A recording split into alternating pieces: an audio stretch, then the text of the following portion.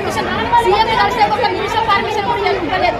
ఇవ్వకపోవడం వల్లనే మేము ఈ రోజు ఇక్కడికి వచ్చి మా బోర్డును తెలుసుకున్న మా బాధను చెప్పాలి. సీఎం రేవంత్ రెడ్డికి ఒక 5 నిమిషాలను మాట్లాడి మా బోర్డును చెప్పాలని ఆందోళనతో మేము ఇక్కడికి వస్తే ఈ పోలీసు సిబ్బంది మమ్మల్ని ఇక్కడ చేసి మొత్తం దెబ్బలు లాగినాయి. మాకు ఆమె అయితే సైన్ అయిపోయింది, ఆమె చేతుల్లోనే ఉన్నది. మమ్మల్ని ఇలా నిరుద్యోగ కళాకారులు మేము గోసి అట్టని గొంగడేయండి ఆటలు కచ్చగట్టని చేయని ప్రోగ్రాం లేదు సార్. ప్రతి ప్రోగ్రామ్ చేసి ఊరు తిరిగి మా గోడను మా గోసలు చెప్పుకుంటే మా నిరుద్యోగ కళాకారులకు ఇవ్వాలా ఇలాంటి పరిస్థితి ఎదురైంది సార్.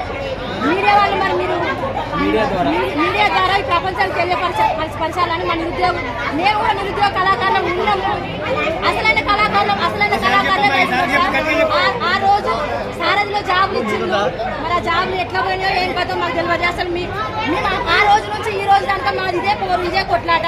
కనీసం మమ్మల్ని గుర్తించండి సార్ రేవంత్ రెడ్డి గారు. మా నిరుద్యోగ కళాకారులకు కనీసం 1000 ఉద్యోగాలు ఇప్పించి మా నిరుద్యోగ కళాకారులను గుర్తించాలని కోరుకుంటూ నా మనవిని మీ ముందు మీ కాలంలో చూస్తున్నాను సార్. ప్రతి ఒక్కరి సమస్యని పరిష్కరించడానికి ఈరోజు రాష్ట్ర ప్రభుత్వం ప్రయత్నం చేస్తున్నది. అందుకే ఆనాడు ధనిక రాష్ట్రంగా చంద్రశేఖరరావు గారికి అప్పచెప్పినాం. ఈరోజు దివాలా తీసిన రాష్ట్రంగా మా చేతికి అప్పచెప్పింది. అందుకే మిత్రులారా